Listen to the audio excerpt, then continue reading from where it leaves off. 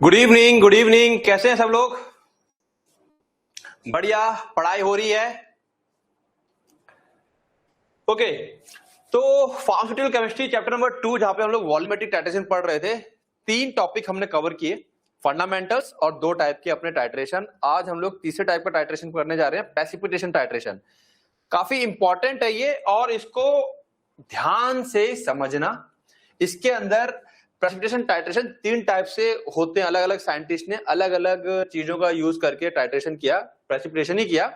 ठीक है, तो उनके नाम से अलग अलग कई बार क्या क्वेश्चन आ जाता है कि भाई फजान मेथड या वुलार्ड मेथड या मोर्स मेथड, इसको एक्सप्लेन करो। ये तीनों के तीनों ही क्या है? प्रेसिपिटेशन टाइट्रेशन है। प्रेसिपिटेशन यानी कि हिंदी में बात करूं मैं अवक्षेप, क्या होता है ये? जिन बच्चों को क्लियर नहीं है उसको थोड़ा सा पहले बताता हूं मैं कि ये प्रेसिपिटेशन क्या है। ठीक है, होता क्या है, हम लोग जब 2 लिक्विड को, ठीक है, ये लिक्विड 1 मान लो और ये लिक्विड 2, दोनों क्या है? लिक्विड फॉर्म में है। 2 लिक्विड्स जब आपस में क्या करते हैं? ओके, इन 2 लिक्विड को जब हम आपस में मिक्स करते हैं, दोनों को जब हम आपस में मिक्स कर दें अगर,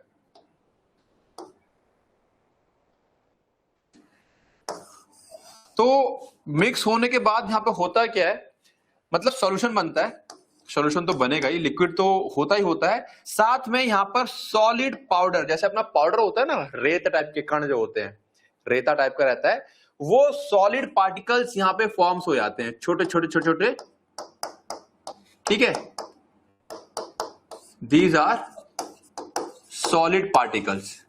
अब ये जो पार्टिकल्स हैं, जाहिर सी बात है, दोनों को मिक्स किया, मिक्स होने से रिएक्शन हुआ दोनों के बीच में और ये सॉलिड पार्टिकल बन गए।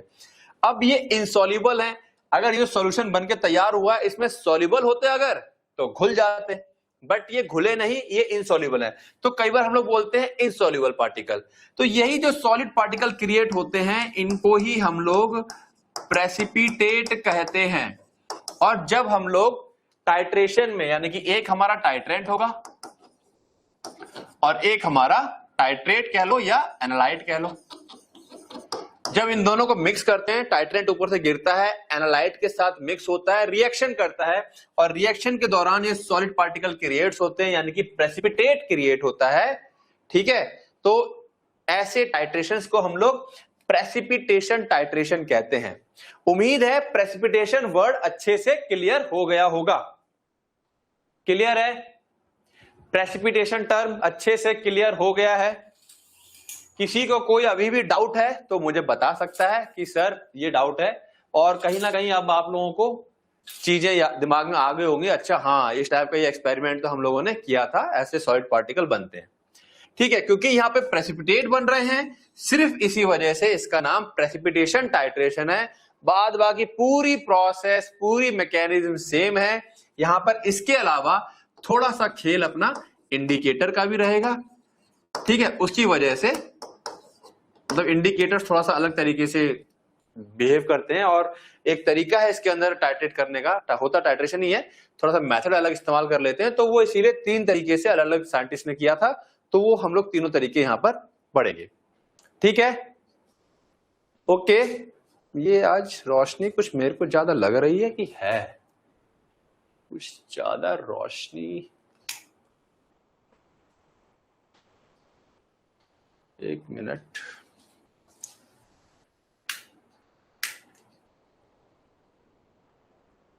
ओके, वेट,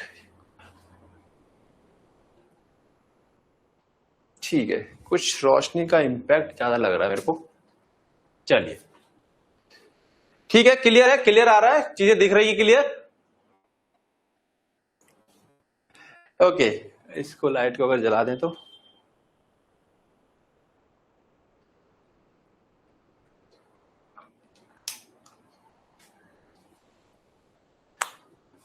ठीक है। आज थोड़ा सा लाइट कम कर दे, पता नहीं कुछ ऐसा लग रहा है, कुछ चमक रही है आज लाइट ज्यादा, चश्मा। ठीक है, चलिए तो स्टार्ट करते हैं। अब स्टार्टिंग में वही है जो मैंने यहां पे एक्सप्लेन किया आप लोगों को कि क्या होता है प्रेसिपिटेट। ठीक है, तो वो चीज यहां पे लिखी हुई है, पढ़ते हैं इसको। अच्छा, एक चीज मेरे आप लोग जरूर बताइएगा, मैं इसको पूछना भी चाहता था पर्सनली, जो बच्चे हिंदी मीडियम से पढ़ रहे हैं और यहाँ पे अगर जुड़े हुए हैं, तो मेरे को जरा ये बताओ, ये जो इंग्लिश के नीचे मैं हिंदी लिख देता हूं, जानना चाहता हूं, इंग्लिश के जस्ट नीचे हिंदी लिखता हूं, ये ज्यादा बेटर ऑप्शन रहता है, या जो आपको एक अलग से हिंदी की पीडीएफ मिल रही है वो ज्यादा बेटर ऑप्शन है? इसका जरा मेरे को यहाँ बच्चे कुछ बताएंगे, जो भी बच्चे इस वीडियो को देख रहे हैं, ठीक है, अगर बाद में भी देखते हैं तो प्लीज वीडियो के नीचे कमेंट जरूर करें कौन सा आपके लिए बेटर है। ठीक है, इंग्लिश के नीचे हिंदी, इससे बेनिफिट है ज्यादा, या जो अलग से हिंदी की पीडीएफ में आप लोगों को प्रोवाइड करवा रहा हूं वो ज्यादा बेटर है? ये चीज मेरे को जरा फटाफट इसका रिप्लाई कर दें आप लोग, जितने लोग फिलहाल यहाँ मौजूद हैं वो लोग रिप्लाई करें, बाकी लोग जो बाद में देखेंगे वो बाद में रिप्लाई करेंगे, लेकिन रिप्लाई जरूर करना, थोड़ा सा मेरे को पता चले कि ये जो इंग्लिश के साथ हिंदी चल रही है वो आपको क्या बेनिफिट दे रही है। जो बच्चे यहाँ जुड़े हुए हैं प्लीज बताएं इस बात को, जो इंग्लिश के साथ हिंदी, क्योंकि ये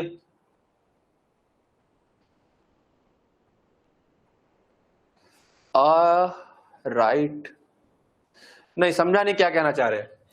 हिंदी के नीचे जो इंग्लिश आप लोग, सॉरी, इंग्लिश के साथ साथ जो हिंदी आपको प्रोवाइड करवा रहा हूं, खास करके जो हिंदी वाले बच्चे हैं, इंग्लिश वालों के लिए तो इंग्लिश ओके है, तो ये ओके है पैटर्न, या इंग्लिश अलग हिंदी अलग, मतलब जो से अलग से पीडीएफ प्रोवाइड करवा रहा हूं? जरा फटाफट मेरे को कमेंट कर दें। श्रद्धा बेटा क्या कहना चाह रहे हो, मैं समझ नहीं पा रहा हूं आपकी बात।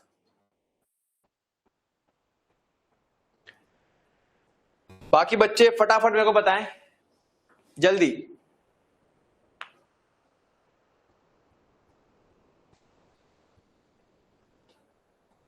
टाइप करें फटाफट, मेरे को जरा इसके बारे में बता दें।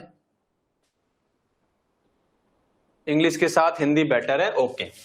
चलिए बाकी बच्चे भी टाइप कर दें बेटा। आप लोगों के जो कमेंट होते हैं ना, उससे थोड़ा सा मेरे को क्या है, गाइडेंस मिलती है, मेरे को अपनी डायरेक्शन थोड़ी सही मेरे को पता चलना चाहिए कि जो मैं करवा रहा हूं, जो मैं तरीका या पैटर्न फॉलो कर रहा हूं वो बच्चों के लिए बेस्ट है। अगर मेरे को ये चीज पता नहीं चलेगी, ठीक है, नो डाउट दिक्कत नहीं हो रही किसी को, कोई बच्चा ये भी नहीं कह रहा दिक्कत हो रही, तो अच्छा ही होगा, लेकिन हाँ अगर आप लोग कहेंगे सर ये बेस्ट है, अच्छा लग रहा है, मजा आ रहा है इसमें, ये चीज अच्छी है, तो उससे मेरे को थोड़ा सा मोटिवेशन मिल जाता है। चलिए, इंग्लिश के साथ हिंदी वाला ऑप्शन बेटर है, और ये मेरे को लगता भी बेटर होना चाहिए, क्योंकि इंग्लिश थोड़ा सा और बेटर तरीके से समझ में आ जाती है।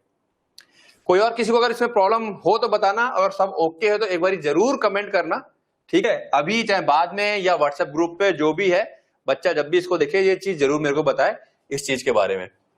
ठीक है, स्टार्ट करते हैं। तो डेफिनेशन क्या बोल रहा है, precipitation titration is a type of volumetric analysis.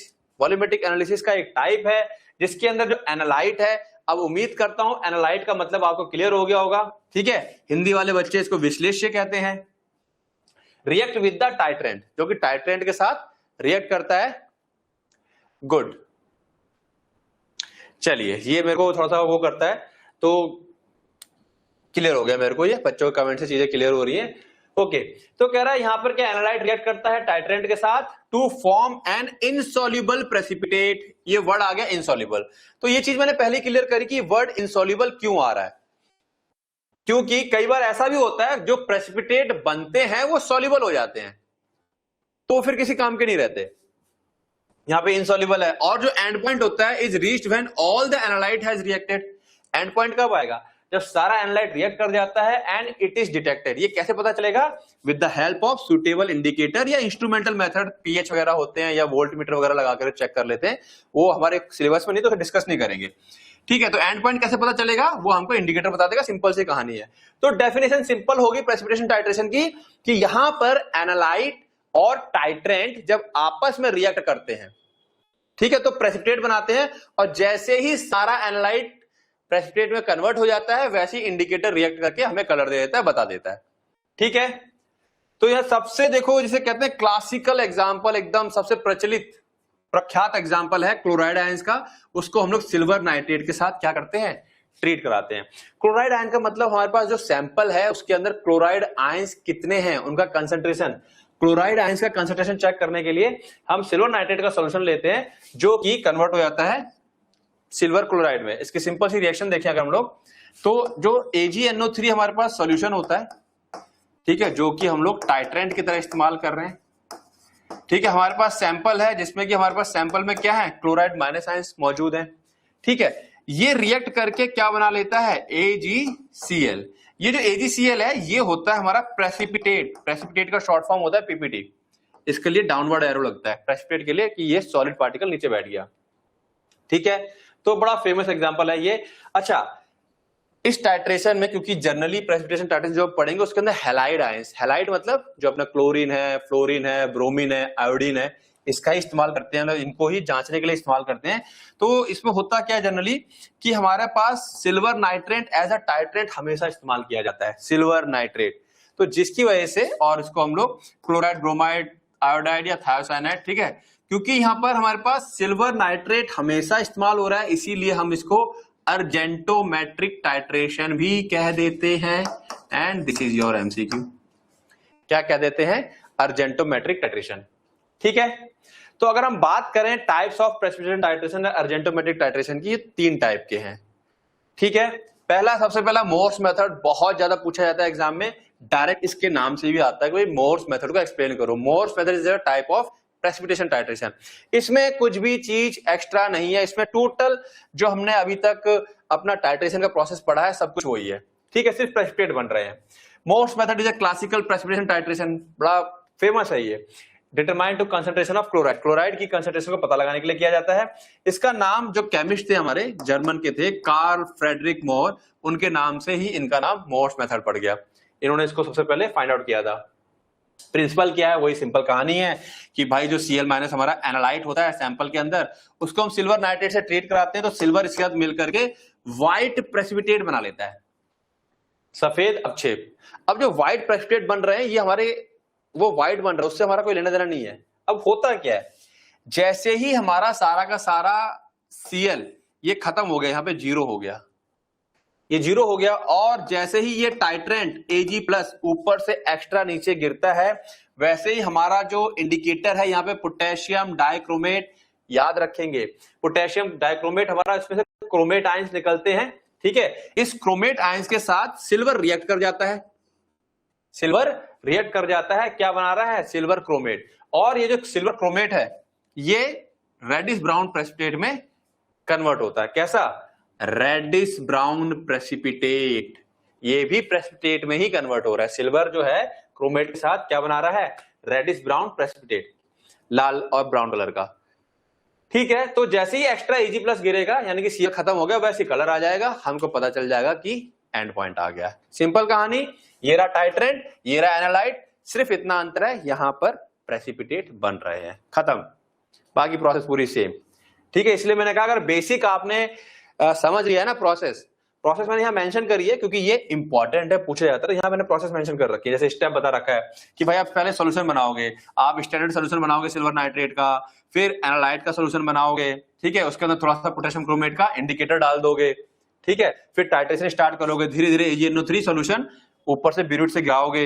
Initially white precipitate form होंगे सफेद कलर के शुरुआत में, जैसे ही सारा Cl खत्म हो जाएगा एंड पॉइंट आना स्टार्ट हो जाएगा। तो once all the Cl have reacted, सारा Cl जैसे ही रिएक्ट कर जाएगा, जो अगला ड्रॉप होगा AgNO3 का, वो क्रोमेट इंडिकेटर के साथ मिल करके हमको रेडिश ब्राउन कलर दे देगा।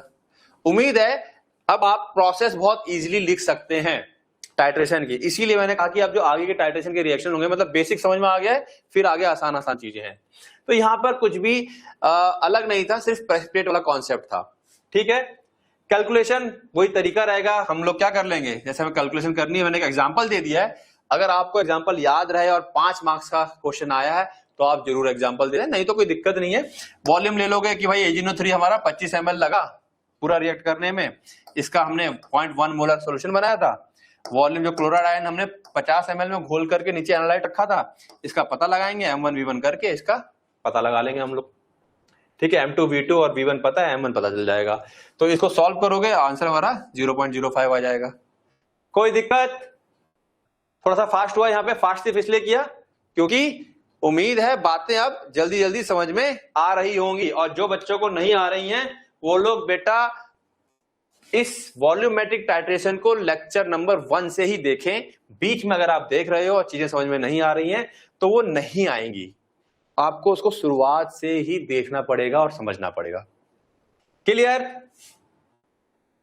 तो ये मैं लिख इसलिए दिया है ताकि आप लोगों की हेल्प हो जाए। अगर आपको एग्जाम्पल में दिक्कत आती है तो कोई नहीं, आप एग्जाम्पल यहां लिख दिया मैंने, प्रोसेस भी लिख दी है पूरी, प्रोसेस वही सेम है कि सॉल्यूशन बनेगा, टाइट्रेशन होगा, एंड पॉइंट आएगा। ठीक है, आपको इंडिकेटर का नाम पता होना चाहिए बस। ओके, चलिए नेक्स्ट। यहां से कई बार रीजनिंग का सवाल आता है कि भाई दिक्कत होती है क्या, क्वेश्चन आता है कि भाई हम लोग यहाँ पर हल्का सा जो हमारा पीएच होता है एनालाइट का, वो थोड़ा सा क्या रखते हैं, न्यूट्रल रखते हैं या हल्का सा अल्कलिन बेसिक रखते हैं।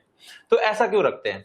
ये हम लोग इसलिए रखते हैं कि इन एसिडिक कंडीशन, अगर इसको एसिडिक कर देंगे, जो क्रोमेट आयंस होते हैं वो डाइक्रोमेट में CrO4 Cr2O7 कन्वर्ट हो जाएंगे। और अगर इंडिकेटर हमारा इस वाले आयंस में कन्वर्ट हो गया तो वो सिल्वर के साथ रिएक्ट नहीं करेगा, कलर नहीं आएगा। And this is the very important 1 marks question, या यूं कह लो आपका MCQ है रीजनिंग वाला, कि भाई इसको हम लोग अल्कलीन क्यों रखते हैं, अक्सर पूछा जाता है। जहां जरूरत है वहां मैंने दिया है, हर किसी में जरूरत नहीं होती तो वहां नहीं देता हूं मैं। ठीक है, ओके। इन highly alkaline condition silver ion में फॉर्म सिल्वर हाइड्रोक्साइड। अगर देखो थोड़ा ही रखना है, हल्का सा क्या कहते हैं हमको अल्कलीन, बहुत ज्यादा अल्कलीन नहीं कर देना है कि 11-12 तक पहुंचा दिया।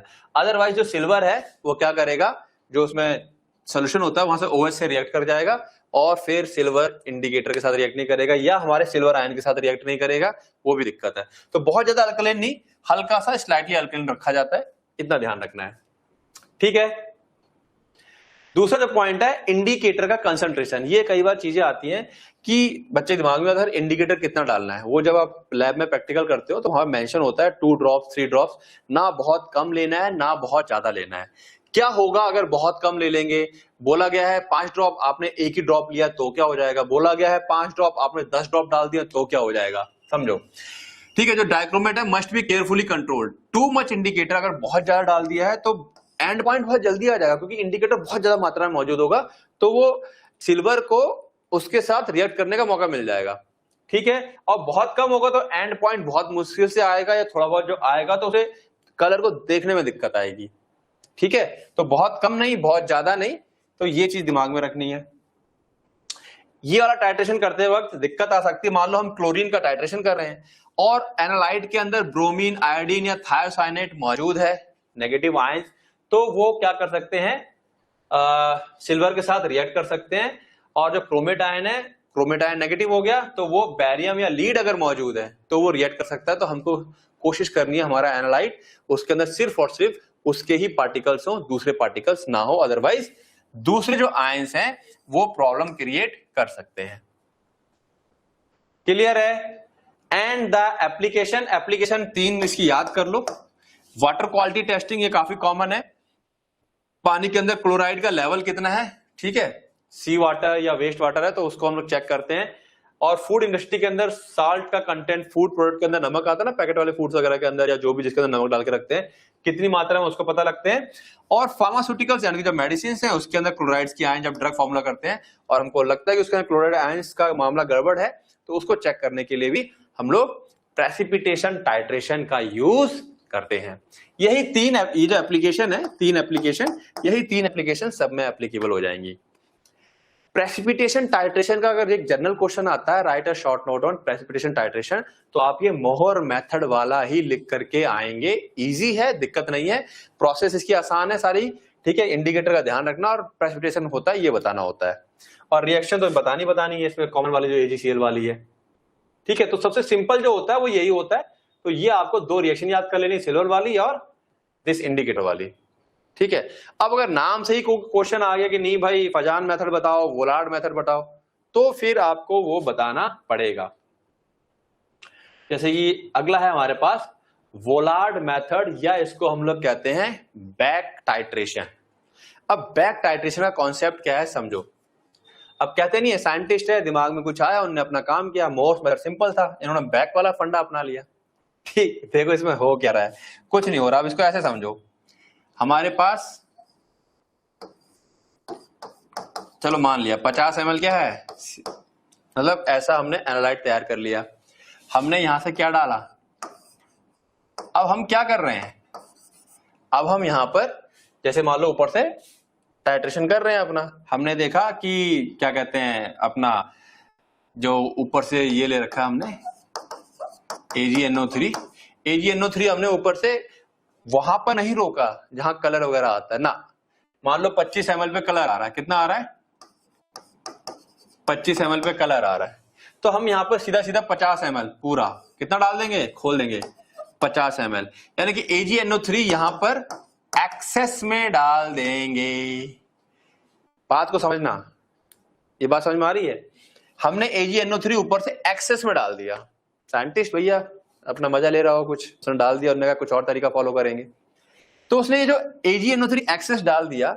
अब यहाँ पे कहानी समझना, कहानी यहाँ समझ जाओगे तो आगे फिर कुछ नहीं है।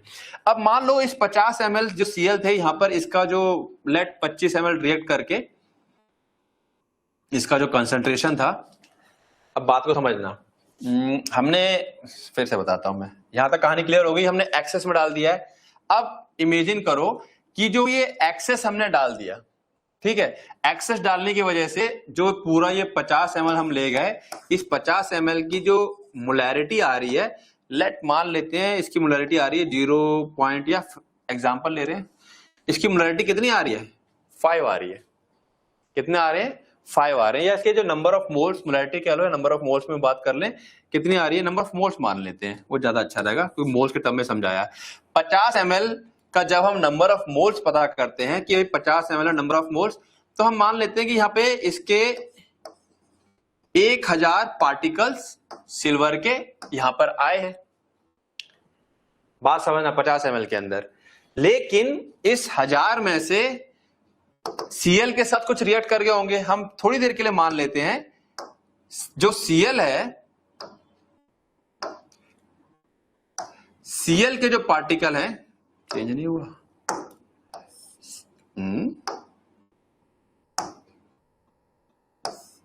Cl के जो पार्टिकल हैं वो मान लेते हैं 400 हैं। तो अब हमको ये बात तो क्लियर है, इस 1000 में से 400 सिल्वर, जो सिल्वर है Ag प्लस, वो कितने डाले हमने, 1000 डाल दिए, मतलब एक्स्ट्रा डाल दिए, और 400 Cl के थे। Cl माइनस से कितने हैं 400 ही क्या है, आयंस है। तो 1000 में से 400 तो रिएक्ट कर गए होंगे। बात समझना, 1000 में से 400 रिएक्ट कर गए होंगे, तो यहां पर जो सिल्वर के बचे कितने रह गए होंगे, सिल्वर के जो लेफ्ट पार्टिकल्स वो रह गए हमारे पास 600। तो भाई वोलार्ड कहते हैं कि यहां पर अब Ag प्लस हमारे पास एक्सेस में है, तो क्यों ना हम ऐसा करें, समझते जाना, जहां दिक्कत लगे वहां पूछना। मोलैरिटी, बेटा मोलैरिटी अब ऐसे बीच में एक्सप्लेन करना पॉसिबल नहीं है। अभी आप कहोगे सर दिमाग से स्किप करके, क्योंकि मोलैरिटी ऐसा कॉन्सेप्ट नहीं है कि 1 या 2 मिनट में एक्सप्लेन हो जाएगी, ठीक है। तो मोलैरिटी के लिए आप थोड़ा सा लेक्चर को बाद में, मतलब वापस से स्टार्टिंग वाला लेक्चर देखना, क्योंकि अगर मैं यहां एक्सप्लेन करने लग गया मोलैरिटी, तो वो पूरा लेक्चर अभी 15-20 मिनट उसी में निकल जाएंगे। फिर जो बाकी बच्चे हैं, या यूं कह लो कि इस लेक्चर का जो थीम है या कॉन्सेप्ट है वो बिगड़ जाएगा, ठीक है। तो अगर हाँ एक लाइन की बात होती मैं यहां एक्सप्लेन कर देता, लेकिन मोलैरिटी को डिटेल में ही समझना पड़ेगा, ठीक है जितेंद्र। कोई नहीं, फिलहाल समझो यहां पर। तो नंबर ऑफ मोल्स, उसके पार्टिकल्स 600 बचे। तो फिर वोलार्ड ने कहा मैं काम कर लेता हूं, यहां पर जो Ag एक्सेस में आ गया है, 600 पार्टिकल जो एक्सेस में आ गया है, यानी कि अब मैं इसको थोड़ा सा इधर खिसकाता हूं और फिर से एक डायग्राम बनाता हूं, और यहां पर अब जो Cl है वो तो पूरा AgCl में कन्वर्ट हो गया प्रेसिपिटेट में, समझते हैं ना, Cl पूरा AgCl में कन्वर्ट हो चुका है, लेकिन मेरे पास Ag प्लस यहां पर एक्स्ट्रा पड़ा हुआ है। कितने एक्स्ट्रा कितने हैं एक्स्ट्रा, इसके 600 पार्टिकल एक्स्ट्रा हैं। अब मैं क्या करूंगा, इस वाले जो मेरे पास बचा हुआ है, इसमें वापस से इसको मैं टाइट्रेट करूंगा, इसको वापस से टाइट्रेट करूंगा, समझते हैं ना। और इस बार जो टाइट्रेट करूंगा वह Ag प्लस के लिए टाइट्रेट करूंगा, इंडिकेटर वगैरह डाल दूंगा। जैसे ही सारा Ag प्लस रिएक्ट हो जाएगा तो इंडिकेटर मेरे को कलर दे देगा, इंडिकेटर मेरे को क्या दे देगा, कलर दे देगा। अब यहां से मैं Ag प्लस के नंबर ऑफ मोल्स पता लगा लूंगा। यहां तक बात क्लियर होगी। ये जो मैंने दोबारा से टाइट्रेट इस बार Ag प्लस के लिए किया, उधर Cl मेरा खत्म हो चुका है। अब पता कैसे लगेगा Cl का, मैंने यहां से पता लगा लिया कि टाइट्रेशन किया, पूरी कैलकुलेशन करी और एन की वैल्यू निकाल ली, कितनी आ गई? 600 आ गई। अब मेरे को ये पता था क्या कि स्टार्टिंग में मैंने जो 50 ml डाला उसमें मैंने 1000 मॉलिक्यूल डाल दिए थे, ये मेरा नोन वैल्यू थी, इसमें 1000 डाल दिए थे, तो यहां से मैं क्या करूंगा? फाइनली 600 को घटा दूंगा। 600 मेरे पास क्या था? एक्सेस में था, ये 600 घटा दूंगा तो कितना बचा? 400। तो यानी कि साफ साफ दिख गया है कि ये जो 400 थे ये इस वाले Cl के साथ रिएक्ट कर गए होंगे, यानी कि Cl के कितने नंबर ऑफ मोल्स हैं? 400 हैं, और वहां से मैं उसकी मोलैरिटी निकाल लूंगा। ठीक है, जैसे ही मेरे को नंबर ऑफ मोल्स पता चल गए 400 हैं, तो m की वैल्यू निकालना आसान है। नंबर ऑफ मोल्स 400 और नीचे जो इसकी वैल्यू है Cl 50 ml, ये रखूंगा, ये वैल्यू निकल आएगी। ठीक है, तो ये थोड़ा सा इन्होंने घुमा दिया, इसे कहते हैं बैक टाइट्रेशन। एक्सेस में डाला और फिर से टाइट्रेट कर दिया, that is the back titration. अगर ये कॉन्सेप्ट क्लियर हो रहा है तो और कुछ नहीं, हमने एक्स्ट्रा डाल करके कितना एक्स्ट्रा आ गया उसको हम टोटल से घटा देते हैं, तो जो वैल्यू आती है इसका मतलब उतने ही नंबर ऑफ मोल्स हमारे Cl के यहां मौजूद थे। क्लियर हुआ? ओहो, आज ये बैटरी का इशू कर रहा है आज। ये क्लियर हुआ?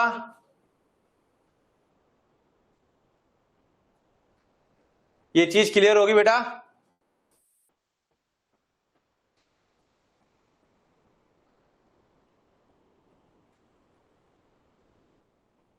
इसको बेटा अभी आप लोग एक काम करो, आज थोड़ा सा इसका कुछ बैटरी का इशू हो गया है, बैटरी जा रही है, तो मेरे को अभी कम से कम हाफ एन आवर लग जाएगा। मैं हाफ एन आवर बाद करीब करीब 8 से 8:15 के बीच में क्लास को दोबारा स्टार्ट करता हूं मैं। ठीक है, बैटरी लो हो गई है, तब तक ये अभी 10 मिनट के अंदर वीडियो आ जाएगी आपकी, इसको एक बार आप रिवाइज कर लो। और जितेंद्र, तब तक तुम क्या कर लो, एक बार उसको चेक कर लो अपना। हाँ, थोड़ा सा अजीब तो है बट ओके। मैं अभी आधे घंटे बाद वापस से क्लास को स्टार्ट करता हूँ। बैटरी लो हो गई, इसे चार्ज कर लो। एक्चुअली में दूसरी बैटरी है वो खराब हो रखी है मेरी, तो वो एक्चुअली ऑर्डर लगा हुआ है उसका, तो मैं आधे से पौन घंटे में इसको लेक्चर को दोबारा यहीं से स्टार्ट करूंगा। ठीक है, फिलहाल अभी क्लास को बंद करना पड़ेगा क्योंकि बैटरी इसकी लो हो रही है। ओके, हाफ एन आवर, तब तक रिवाइज कर लो इसको, और जिसका जो भी डाउट है वो देख लो। हाफ एन आवर बाद वापस से मैं क्लास स्टार्ट करता हूँ। ओके।